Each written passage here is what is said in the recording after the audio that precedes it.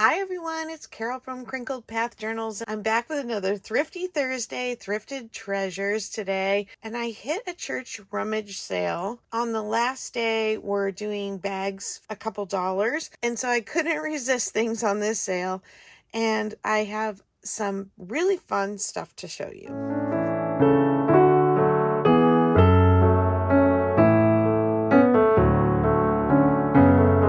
Okay, where to begin? Let's see. I'm going to start with this little recipe book. It is detached from the cover, but, I guess it just slides in. And the cover's in pretty rough shape, but the paper is still there and the little tabs are there. I thought it was pretty cute. Carnation 5-minute fudge, raisin drop cookies, marshmallow treats, M&M chocolate cookies, fudgy scotch rings. Apparently this person only likes dessert. And yeah, cakes in this section, but most of it's empty. And it belongs to Mrs. Rusty Van Giesen. So there's one. And I got this Oxford roll labels in salmon pink. And they are fold over the edge of your folder. And they have a gummed back. So these have a pretty vintage look to it. I don't know how old they are, maybe 80s. Take this ripped one off. Couldn't find a date anywhere on them, and I honestly didn't look them up yet. But they're made to go in a typewriter, so they're on a long roll, and then after you type, you rip it off. I got some ribbon on the spool, so I got this mint green grosgrain. I got this very 90s looking floral.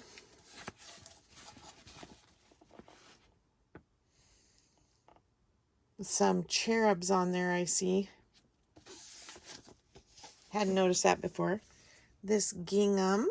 There's quite a bit on there. Okay, next I have this. It says it's nylon taffeta with a woven edge, made in Switzerland. It has this paper in between all the layers. 10 yards. Then I have this ribbon, which kind of feels like a starched sheet, but it is see-through. It's got some staining on it. This has been around a while. Might be something we want to coffee dye because of all the interesting stains on it. There's just a couple, maybe like 2 yards worth. And it's this darker and lighter rose pattern. Then I got these in a baggie. The baggie was pretty dirty, so I took them out. The outside of the bag was dirty. But they're these little chips that are yellow on one side and red on the other. I don't know, like an Othello game or something. I'm not sure. But there was nothing else with them, and I thought they might be fun. I've used some other little playing pieces like this that are flat in collages and maybe on a circus journal or something. Then I got this. It's starched, and it's very stiff. It feels like heavy paper, but it is a woven material. I don't know if it's some kind of basting cloth or something, but there's quite a bit of it there.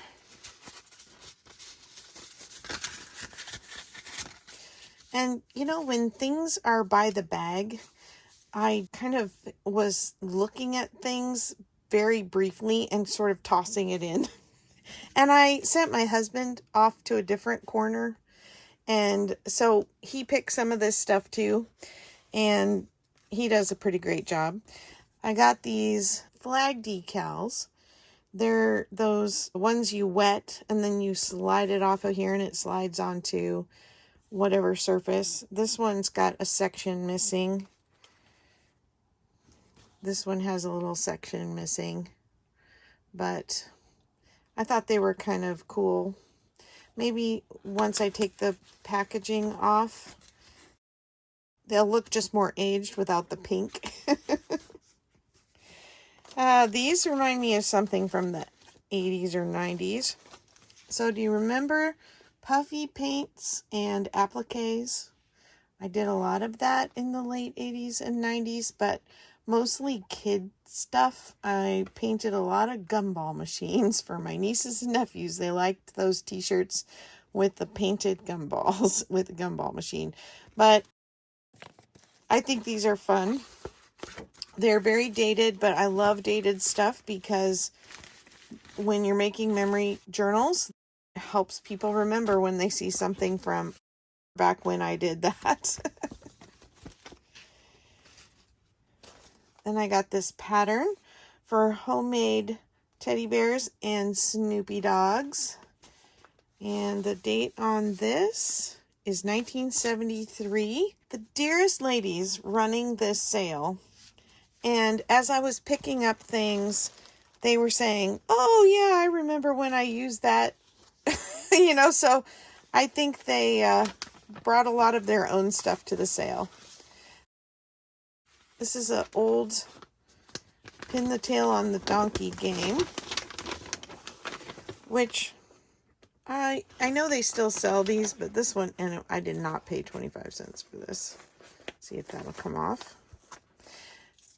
I know they still sell these, but they don't quite have the same feel. This has got this lovely little bit of semi-gloss to it, and it talks about giving the booby prize to the one who pinned the tail the furthest away.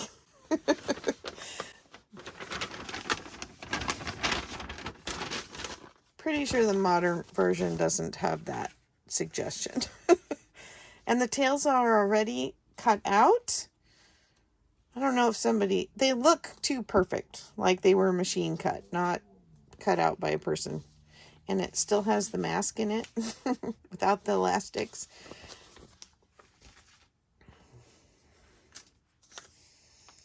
And I got this lace grab bag, which I have not opened yet. Thought I would open it with you and let you see what is in it.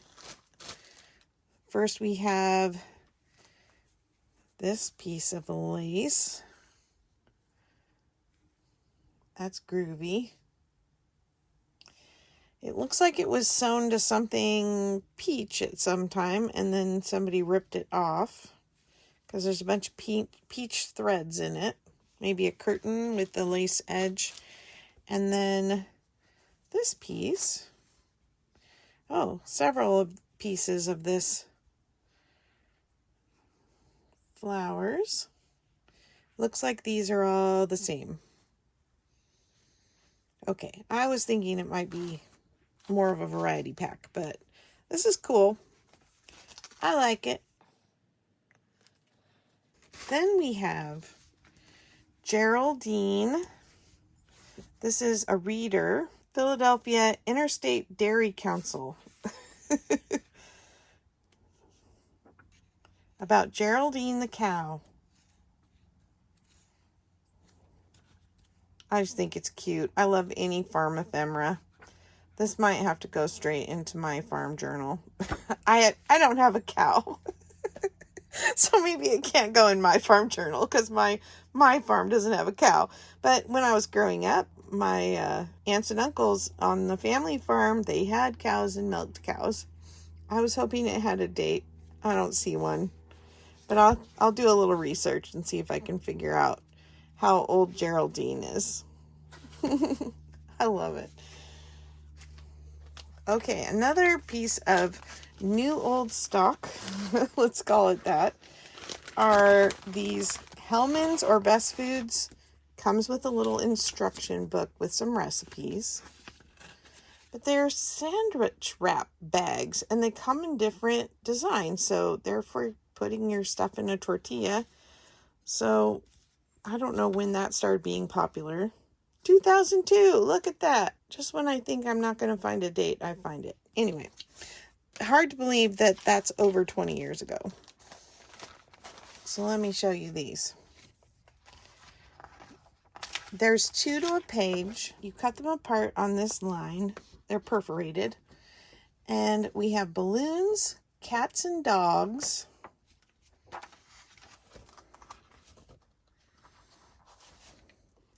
space and sports. And then here's a template so you can make your own. You know I'm gonna. Then we have this one that's kind of a 4th of July picnic. Stars and stripes and trees. And then the last one is watermelon and a floral. I just thought those were too cute. And I'm hoping I can get these worked into a journal soon because I think they're going to be really fun as a pocket on a page. Now, I also found another kind of honey hole for some 80s books. Let's see, where are the 80s books? Down here. Strawberry Shortcake and the Deep Dark Woods. Ooh, it looks scary. I don't do scary. I doubt the Strawberry Shortcake books are very scary, though. Let's see, what's the date on this one? 1983. And it's the really cute ragdoll looking Strawberry Shortcake where she first kind of started out with her look. Oh, this is cute. Well, the inside of the book is looking much better than I expected. Huckleberry. Raspberry tart. Rhubarb was the monkey. We got blueberry muffin. And her pet mouse cheesecake. Oh gosh, I have to set it down just because I can't get it all in. Of course, strawberry shortcake and custard. They're out walking in the bluebells. Oh, I just love this. I think this is now my oldest strawberry shortcake book. I have some that are a little newer than this. They're out there. They got lost. Oh, here comes a little lucky bug, it says.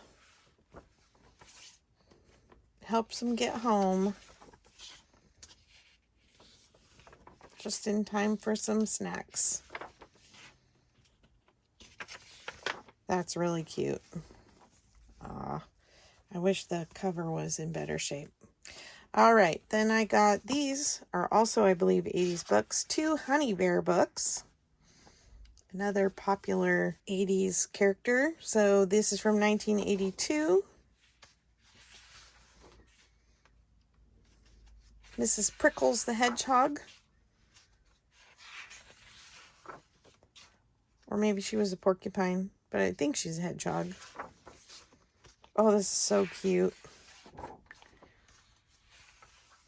All the little hedgehog babies at school. Got some writing and some ripped pages in this one. Cute. And then we have Adventures in the Dark. Also another Honey Bear book. This one is also 1982. Adventures in the Dark. Got a theme going on here. Bedtime. Uh-oh, somebody stamped a Barbie stamp in there. We have Bully Shrew came and stole Tipu's hoop. And then Tipu got lost. And was seeing all kinds of scary things in the forest. Aww. He fell asleep and Tufty Rabbit came and saved him. He showed him what all the things were that he thought he was afraid of. Just a stump and another stump. Aw, so cute. Oh, missing a page. And then I found another version of the Care Bears Sweet Dreams for Sally. This one's got some writing in it.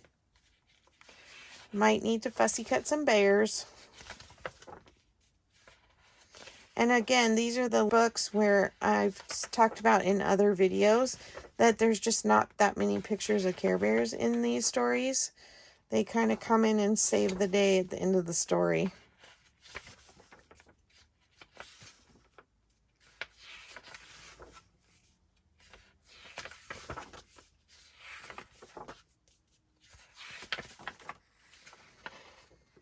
Bedtime Bear comes and helps her fall asleep.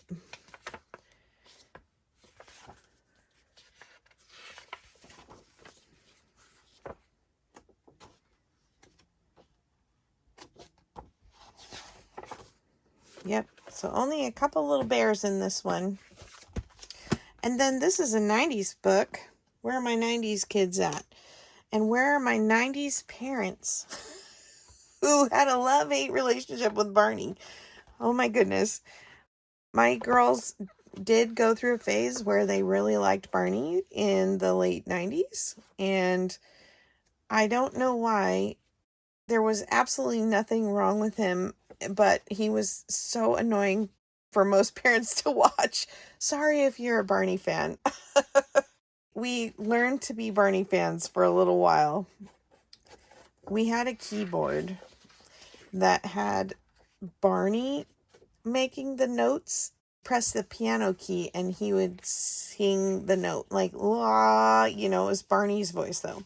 And then it had a function where you could switch it to where it would do animal noises, and it was Barney's voice making the animal noise. And we got this present from an aunt or an uncle, and the first thing my husband did was unscrew it, take it apart, take a huge wad of paper towels, fold them over, and put them over the speaker because it was so loud. And then he screwed it back together with those muffler over the speaker. And then eventually, when my girls outgrew it, I took it to where I worked because I did pediatric therapy, and the kids loved that Barney piano. And it drove everybody crazy there, the adults. This is a gift that keeps on giving. I don't know what it is about it that annoys adults. As it got older, you would turn it off and it would turn itself back on and talk from the other room when nobody was in there and we were in the office. Oh my goodness, that keyboard it cracks me up to think back of how silly it was. Okay, this is our story wagon. I wish they hadn't wrote discard in black Sharpie on this nice cover. But the pictures inside are adorable. This is a reader. What's the date on this one? 1961. It's got some great pictures. I love the chicken pictures in this. I know. I am so easily amused by any kind of farm animals. Oh, these are cute bears. Turtles. More chickens. Turkey and a fox. Then, in amongst the books that I grabbed, I opened a book and look what was inside. They're small, original Holly Hobby pictures. Let's see. I think these are from 1974. I think I'm reading that Roman numeral correctly. So we have Holly Hobby on a stool. This little boy with this flower behind his back, listening to a phonograph, talking on the telephone. Love the bloomers. Doing a little slow stitching and gathering flowers. They're just so sweet. I love them. Holly Hobby was really probably my top favorite. Later, Strawberry Shortcake and Care Bears were big favorites. Okay, we've got